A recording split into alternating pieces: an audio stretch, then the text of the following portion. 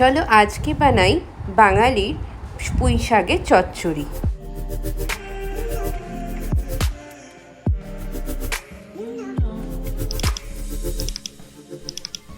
পুঁই শাকের চচ্চড়ি বানানোর জন্য যা যা মেন উপকরণ দরকার তা হচ্ছে পুঁই শাক আমি ধুয়ে কেটে নিয়েছি ছোট ছোট করে, লাগছে কুমড়ো, আলু আর পটল, দরকার হলে বেগুন আর মূলও দিতে পারেন। প্রথমে আগে সর্ষের তেল গরম করে তাতে দিয়ে দিলাম 5 ফোড়ন আর শুকনো লঙ্কা। একটু ভাজা ভাজা হওয়ার পরেই যত রকমের সবজি হয় সেগুলো দিয়ে দিলাম। চাইলে আপনারা আরও শীতকালের যে সবজি ইউজ করতে পারেন। আমি বেগুন আর মূলোটা দিইনি, কারণ আমার বাড়িতে এগুলো কেউ খায় না। দিয়ে দিলাম একে একে পুঁই শাক পুরোটা, আর দিয়ে একটু নাড়তে থাকবো।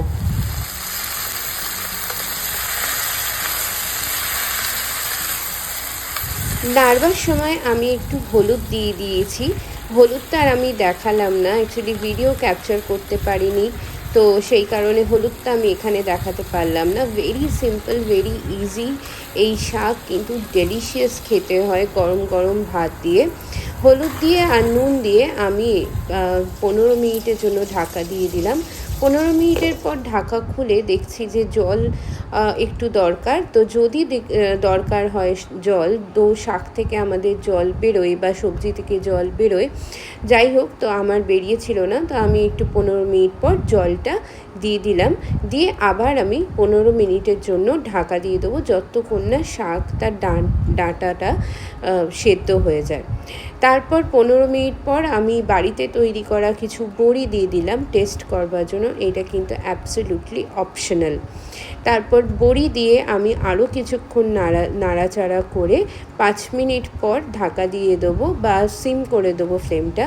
5 মিনিট পর ফ্লেমটা ঢাকা খুলে আর সিমটাকে হাই করে দিয়ে আমি চিনি দিয়ে দেবো।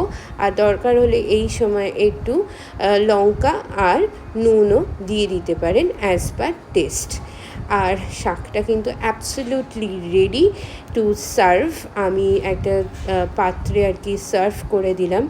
এটা আমার মায়ের তৈরি করা নিজের হাতে, মা দারুণ বানায়, তাই মাকে বললাম যে তুমি এটা নিজে তৈরি করে দাও, আর আমি এটা ভিডিও করছি।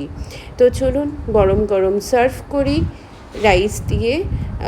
আশা করি এই রেসিপিটা আপনাদের ভালো লেগেছে। যদি ভালো লেগে থাকে শীতকালে চটজলদি তৈরি করে দিন, আর একটা কমেন্ট দিয়ে দেবেন। Don't forget to like, share and subscribe.